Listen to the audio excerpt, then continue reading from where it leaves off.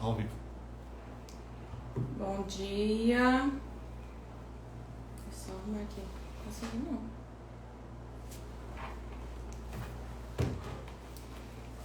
Tem ainda posso mexer.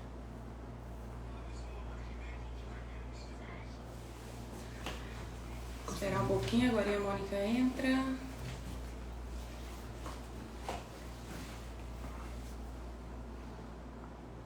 Vou dar um convite pra ela.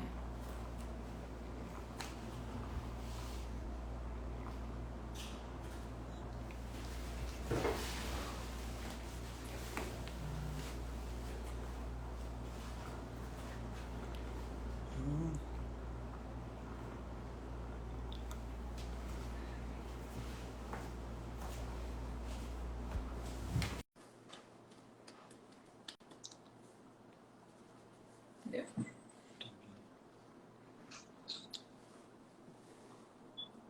Bom dia, Dani. Bom dia, tudo bem? Tudo. Bom dia, pessoal. Tá tudo animado aí pra nossa live. Sim, Aprendermos mais sobre a comunicação, né? verdade. Bom, então vamos começar aqui. Mônica, é um prazer, tá bom? Estar com você Prazer tão nessa live. Já trabalhamos juntos, continuamos, né? De isso. uma maneira diferente. E deixa eu aproveitar essa oportunidade aqui para falar do seu currículo, né? Que vale super a pena. Muito Obrigada. experiente, né? E até você pode se apresentar também, acho que vai ficar melhor para nós começarmos. Ah, Conta é. aí sua história. Primeiramente, obrigada pelo convite, Dani. Foi ótimo, né? Eu gosto muito de falar do que eu faço, né? Do que eu estudei um pouquinho. Então, a minha formação inicial é em fonoaudiologia. Depois eu fiz uma formação em pedagogia. Fiz uma especialização em psicopedagogia, em audiologia e também em educação inclusiva. E o meu mestrado é em promoção da saúde. E eu fiz 2 disciplinas no doutorado na educação, né?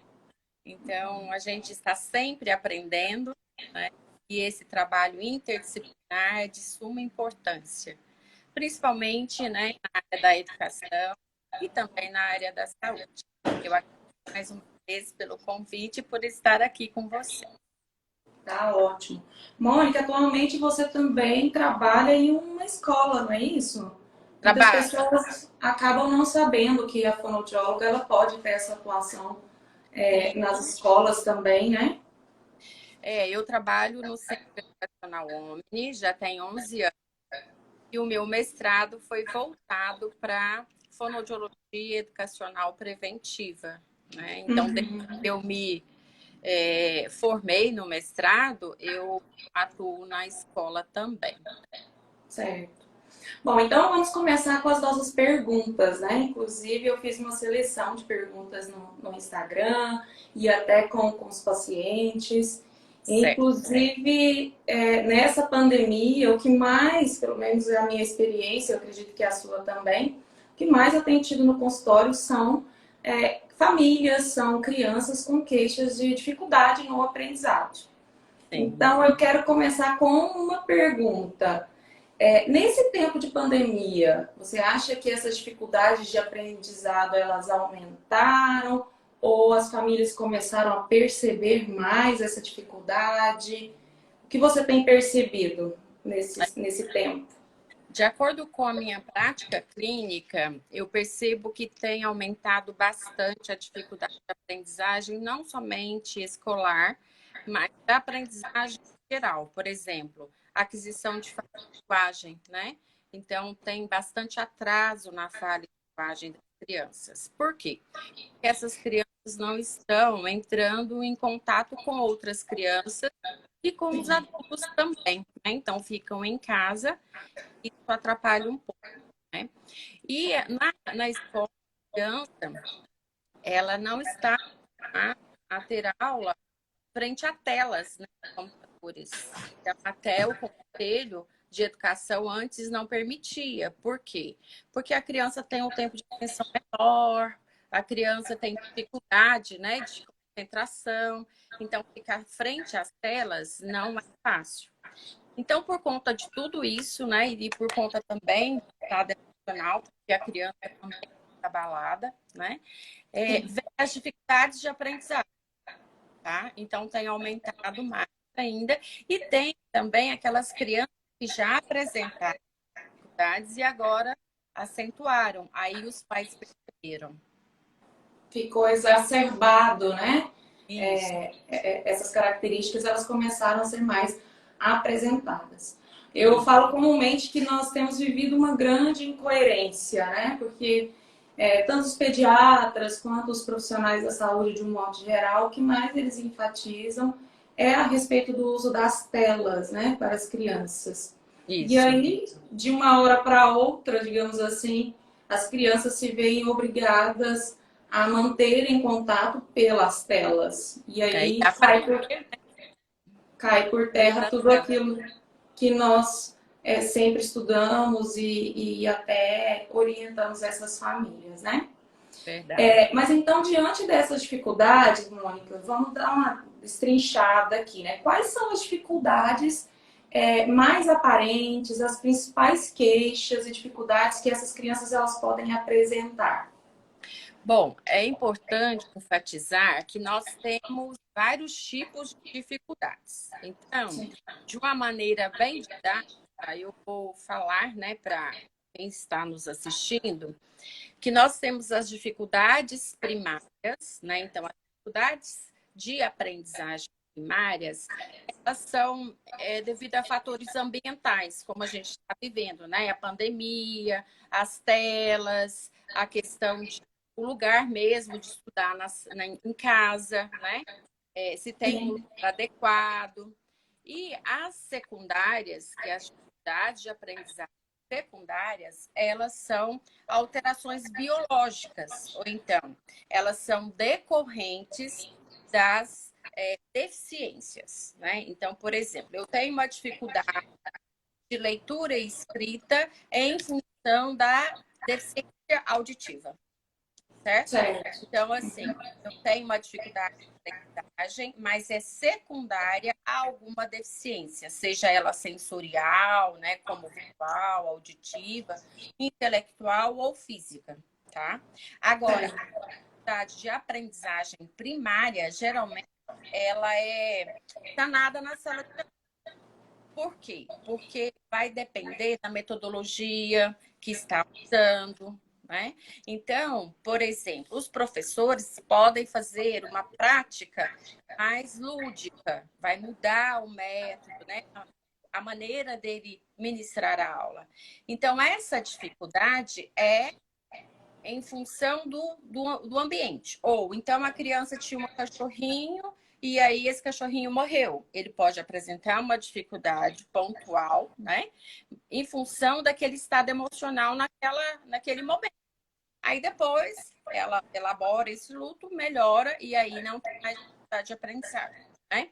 O que eu costumo falar? As dificuldades de aprendizagem é de acordo com o que a criança está vivendo, as dificuldades primárias. Por isso que os pais têm que ficarem atentos. Por quê? A separação, né, de uma família, o pai e a mãe se separam. Pode ter uma dificuldade de aprendizagem, porque o estado emocional está abalado. Né? Mas se lidar bem, se você perceber, isso é sanado. Não vai precisar de profissionais, né, especializados. Agora, se você tem uma dificuldade de aprendizagem secundária, nós precisamos de ajuda de profissionais especializados, né? Como médicos, se a gente for pensar numa deficiência auditiva, fonoaudiólogos, né, psicopedagogos e outros, tá? Então, gente, nós temos as dificuldades de aprendizagem primárias, secundárias e também os transtornos, né, os distúrbios, né, doutora Daniela? Isso. E uma coisa pode estar relacionada à outra também. Então, o fato de uma Também. criança que tem algum transtorno não significa que ela também não tem uma dificuldade por uma questão familiar. Eu Sim, gosto de pontuar isso quando eu faço visitas nas escolas, porque tem que olhar a criança como um todo. E todo. por isso a importância, e nós duas trabalhamos muito, né, a respeito disso, juntas, a respeito de trabalhar em equipe. Trabalhar não somente com o professor, mas trabalhar com o médico otorrino, trabalhar com a família, visitar a escola e chamar a família para conversar também, Sim, para justamente ter essa visão que nós chamamos de holística, né? uhum, é Na verdade. verdade. E quanto aos transtornos, Mônica, quais são os transtornos mais aparentes, o que mais você tem visto? Lá no consultório eu tenho observado muito a questão da dislexia. Muitos pais chegam, acho que meu filho é disléxico, acho que meu filho ele tem traços, porque eu pesquisei no Google que ele tem TDAH. Mas e aí, são apenas características ou precisa de um diagnóstico? Como funciona essa questão dos transtornos? Já os transtornos de aprendizagem ou os distúrbios de aprendizagem, eles têm um problema já neurológico, né? Então, nós precisamos do apoio do profissional, né? Por exemplo, o neurologista, a dislexia, ela é um distúrbio na leitura e aí vai afetar esse, né? Então precisa de passar pelo psicopedagogo, pela fonoaudióloga e pelo neurologista, Sim. certo? Então, assim, como que identifica a dislexia? Que a criança geralmente tem uma dificuldade na leitura e isso vai passar para a escrita, né? Então, lá vamos pensar a criança bem novinha. Ela demora para aprender a segurar a colher. Então, a gente tem que estar atento, né? Demora para aprender a fazer passo no cadarço, para chutar uma bola. É uma criança que tem um atraso na locomoção, né? É claro que uma isolada não tem nada a ver, mas se a gente pega várias características, a gente tem que ter como promoção de saúde e prevenção, a gente já tem que ter esse olhar, né? Então, é Sim, melhor a família levar um profissional e não ter diagnóstico, né, de dislexia, do que demorar a levar e depois, tardiamente, descobrir que é um dislexo, né? é Então, o que que a gente verdade. tem que observar enquanto família? Dificuldade de aprendizagem dos grafemas, né? Às vezes a criança não associa o fonema ao grafema, então ele tem mais dificuldade. Então é a família que tem que ficar bastante atenta nesse quesito, né? Nessa questão. Eu E também percebo muito, Mônica, que as famílias têm medo de diagnóstico. tem. E essa criança acaba sendo rotulada, né? Rotulada como preguiçosa, como uma criança que não quer estudar. Isso, Ontem mesmo eu gosta, conversei. Oi? como uma criança que não gosta, né? Sim, exatamente. Ontem mesmo eu conversei com uma moça de 27 anos e ela relatou isso. Eu preciso encontrar o meu problema, eu me sinto a parte desse mundo. E a aflição dela foi tão grande nessa expressão. E nesse momento eu falei para ela, na verdade, o mundo é que precisa entender melhor outras formas de aprendizado. Porque se a Sim, criança ela não aprende, em alguma rota que já está condicionada, nós precisamos procurar outras rotas. E por isso sim. é importante a escola ser aberta, né? A esse processo. Família, né? Sim, e a Porque família a também. família é fechada também. Sim, sim, é verdade. Ou mesmo eu falo a questão dos medicamentos, né? Então, por exemplo, o seu filho ele precisa tomar algum medicamento porque o médico passou para melhorar a atenção. Eu não estou aqui pontuando que tem que tomar ou que não tem que tomar, mas a grande questão é melhor a criança muitas vezes fazer uso de um medicamento ou mudar alguma organização ali na sala do que ela passar tempos e tempos com essas queixas, se sentir frustrada e não conseguir. Não é Verdade, verdade? com certeza. Né? Aí depois tem a disgrafia, né? que a gente Ah, chama de letra feia. E, na sim, verdade, não é letra feia. Ele está tendo uma dificuldade no traçado gráfico, né? Então, esse movimento, ele não consegue. Então, precisa trabalhar. Mas isso, a escola e a família vai fazer o diagnóstico, né? Então, a gente tem que, mais uma vez, procurar os profissionais afins, tá? sim, sim. O que que a gente Você, pode falar? você comentou isso e eu tenho um caso, assim, inclusive na minha família, né? Antes de pensar em fonoaudiologia, eu cheguei a pensar na terapia ocupacional, justamente porque eu tenho uma pessoa muito próxima que tem disgrafia. E eu me lembro exatamente das comparações na infância, né? Então, a Daniela tem a letra muito bonita e o fulano não consegue escrever. E essa pessoa hoje é adulta e ainda assim tem vergonha por causa da disgrafia, né? Eu acho muito interessante essa questão da conscientização. Antes nós não ouvíamos falar tanto, né? Hoje já tem um bombardeio aí de informações que precisa ser filtrado, mas é muito importante essa consciência, né? Então, o que que acontece na disgrafia? A criança, ela tenta recordar a grafia da letra, mas ela não lembra, né? Então, ela é mais lenta para escrever e ela pode até escrever, justapor as palavras, ou seja, emendar as palavras, porque ela não sabe a diferença, o espaço, o tamanho da palavra, né? Então, tudo isso Uhum. é, Certo. é observado.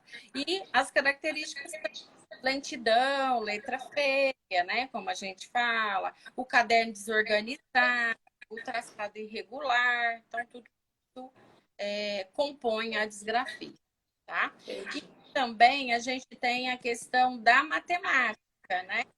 Então a criança, Descalculia. isso, a descalculia, a criança tem dificuldade às vezes na formação, né? Da, da operação, por exemplo, é mais operacional, né? Então ela não sabe se vem primeiro um número ou outro, ou então na própria forma de escrever o número, né? Então ela não sabe como fazer. E aí ela tem uma dificuldade de cálculo, tá? Certo. E por Ela último, tem trocas também nos números, muitas números, vezes. pode escrever espelhado também, né? Às vezes a gente acha que é só na dislexia, mas na descalculia a criança também pode escrever como espelhado, pode trocar o número de lugar. Certo. E E na por questão último, do TDAH, né?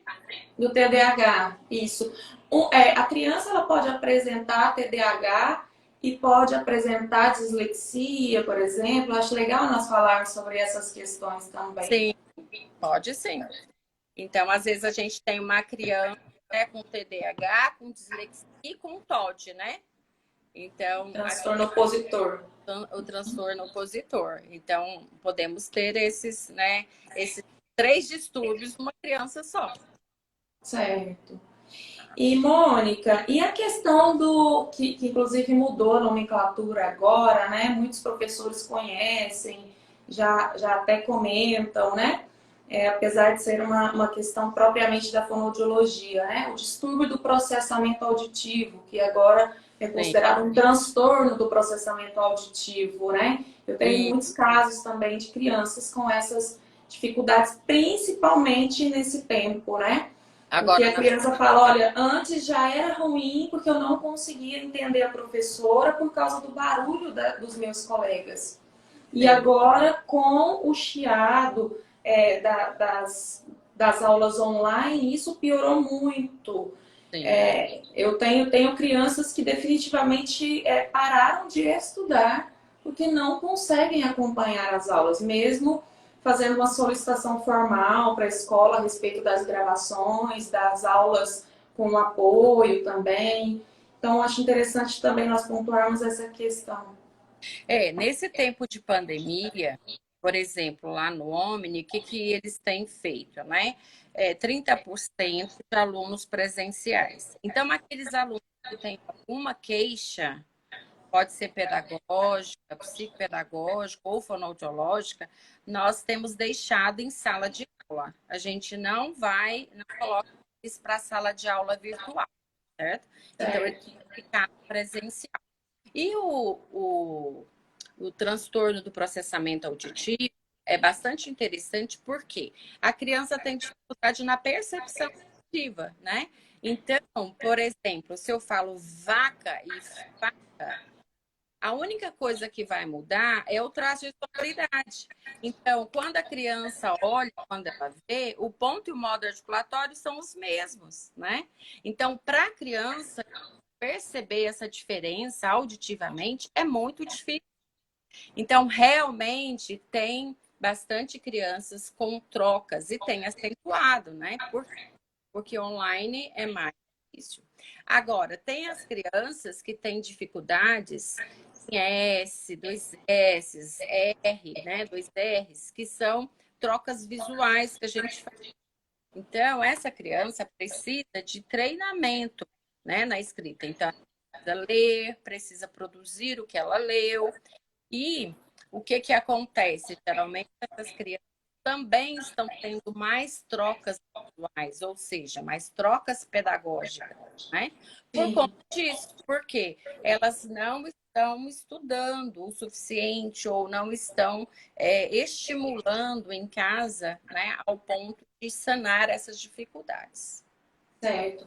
A questão do processamento é importante também falar para as famílias que não é uma questão de ter feito o exame de audição. Ah, eu fiz o teste da orelhinha no meu filho e deu normal. Eu fiz a audiometria e deu normal. É uma questão ao receber a informação e o cérebro dessa criança ele não consegue processar. Então Isso. a criança ela recebe a informação.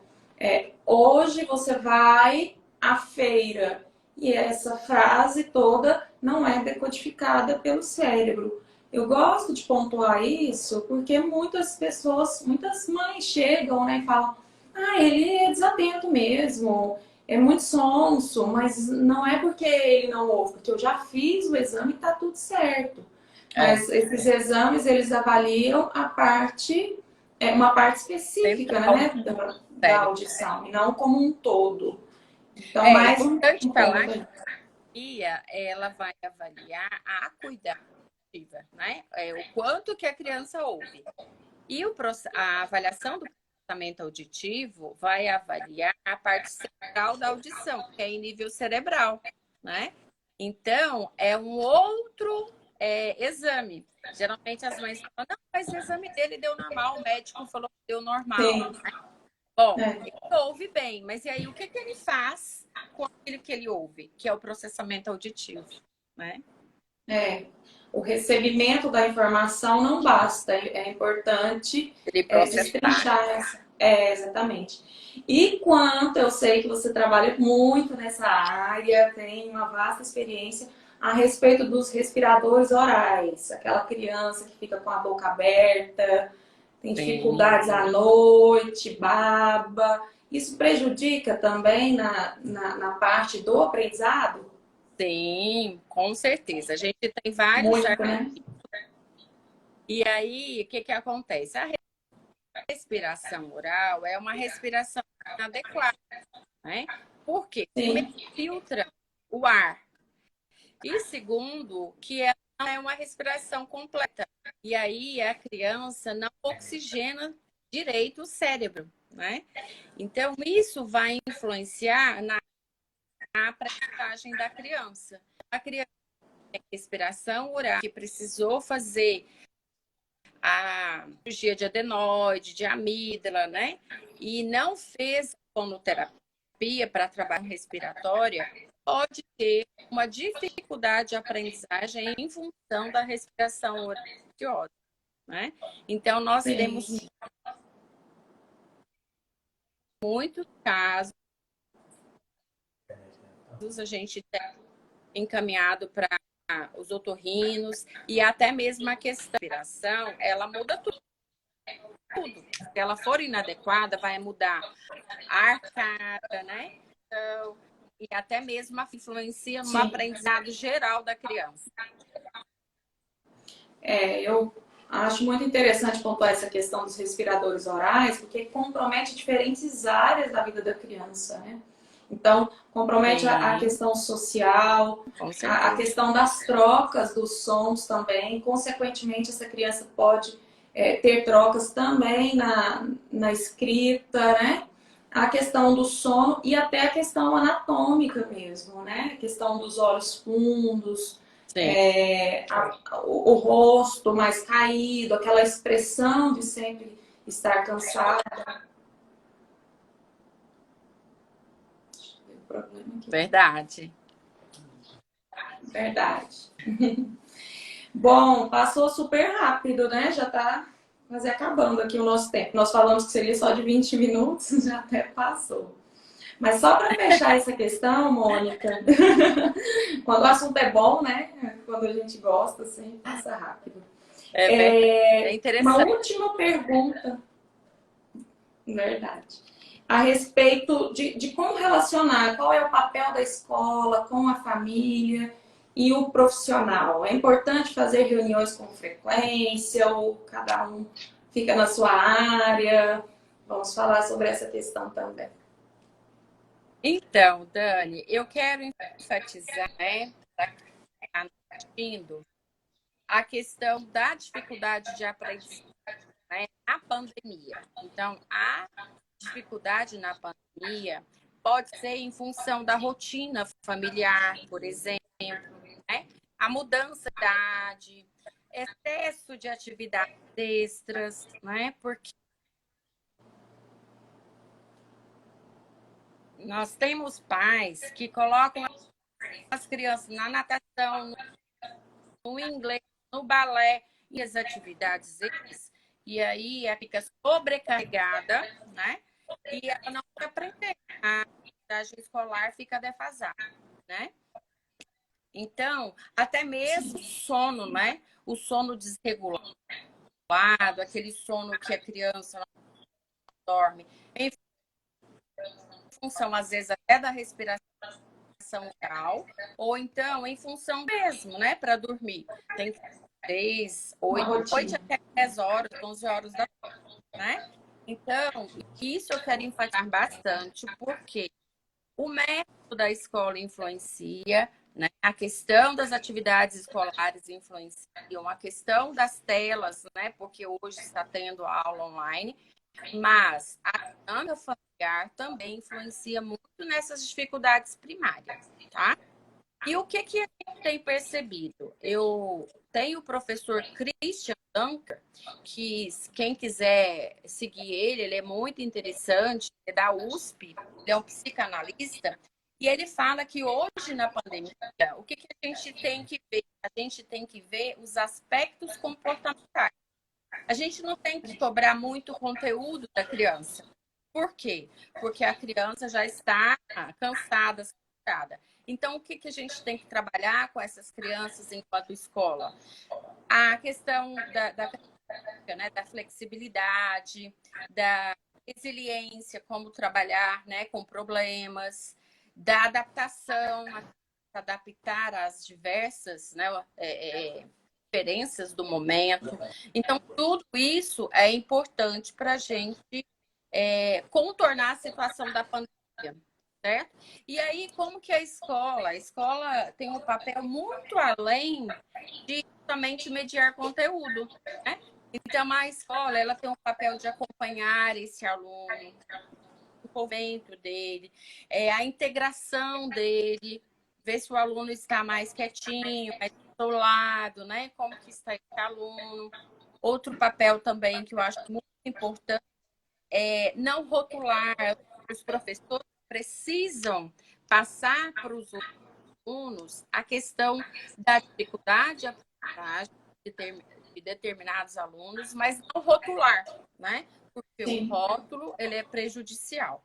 E a adaptação das metodologias, né? Essas metodologias, hoje, às vezes, a gente não pode usar a mesma metodologia que a gente usava antes nas aulas presenciais, né? Então, Sim. adotar ferramentas tecnológicas, né, de apoio para o ensino, bastante lúdica, né, essas ferramentas. E, assim, estimular o aluno mesmo. E os pais precisam, principalmente na primeira fase do ensino fundamental, precisam acompanhar os filhos.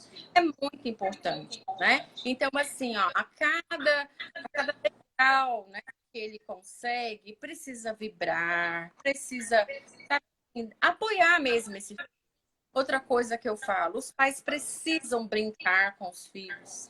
Que brinque meia hora, mas precisa brincar, porque é através da brincadeira que eles vão aprender, eles vão conseguir processar, né, o que tem na vida. Eles vão lidar com a frustração, eles vão lidar com os momentos de aprendizagem diferentes. Então, os pais, por mais que os pais trabalham, mas precisam apoiar os filhos. E que jeito que eles vão apoiar? Dando atenção, né? Brincando um pouquinho com eles. Eu tenho certeza que todos os pais têm pelo menos meia hora durante 24 horas por dia, né? Para dar atenção e olhar as Sim. tarefas, né? Porque o pai e a mãe olhar a tarefa é diferente da babá, é diferente da professora particular, né? Então, É esse olhar é verdade. muito importante. Então, é o que eu Verdade. deixo, né, para vocês. É isso, ter esse olhar cuidadoso, né, com a criança, porque tudo que a gente faz nessa fase será base para o resto da vida, né? É E aqueles verdade. que precisam da Mu- estimulação com um profissional específico, os pais levarem, né, acompanhar, porque às vezes falar, ah, não, essa dificuldade, mas vai passar. Não passa, né? Então precisa ouvir o profissional. Então Sim. é isso, E Dani. muitos pais até chegam no consultório com essa crise, né? Ah, mas eu trouxe aqui na fono e ela só tá brincando com o filho. Então É, eu gosto de usar um exemplo, né? Deus não nos fez em uma fábrica, né? Em uma indústria onde você tem que trabalhar. Mas Deus nos fez em um jardim para brincar, para desfrutar, e é a mesma coisa dá para reproduzir na vida da criança, né? A criança ela vai aprender é, com as atividades lúdicas, com aquilo que sim. atrai, não adianta só fazer exercícios, né? E E só para aprender fechar, brincando é fácil, né? claro, muito mais divertido, né? E a criança consegue internalizar muito melhor. Nós somos assim também, nós precisamos do visual, nós precisamos do auditivo e cada um com os seus canais. Só para fechar essa questão da escola, eu acho muito importante que os pais, antes de matricularem, entendam mais sobre as abordagens escolares. Então, essa Sim, escola, ela exige que a criança fique 4 horas um período todo sentada naquela cadeira, naquela mesma posição. Ou eu vejo em Goiânia também escolas tão acessíveis em que o mais importante é que a criança aprenda. Então, se ela senta ali no chão um pouquinho, coloca o caderno e ela consegue escrever o nome dela, tá ótimo. Então, é sim. importante os pais receberem essas orientações. E não significa que tenha uma abordagem melhor ou pior do que a outra. Tem a abordagem que melhor vai adequar-se à rotina familiar. Isso que eu Sim. gosto de pontuar. Mas é importante que isso seja esclarecido, que você coloque o seu filho na escola consciente da maneira como vai ser trabalhada. Sim, é importante porque tem alguns pais que olham só a parte física da escola, né? Ou Então tem financeira. metodológica também, né? Como que aborda as questões de aprendizagem mesmo. Sim, sim. É a mesma questão para as escolas bilíngues, né? Todas as crianças vão realmente habituar-se às escolas bilíngues? Ou não? Ou aquela escola que talvez é mais perto da casa da criança, que ela consegue dormir mais tempo, é uma escola menor, será que ela não vai ser mais acessível para o seu filho? Tudo isso tem que ser pensado, investigado junto com a equipe e com a família também. Já dá outra live, né, Mônica?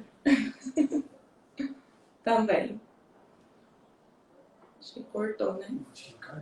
Espere. Bom, então Nós vamos encerrar. Eu espero que vocês tenham gostado. Nem cheguei a olhar as perguntas aqui, mas se você tem alguma colocação, essa live vai ficar salva. E espero que nós possamos fazer outras em breve, tá bom? Um abraço, Mônica.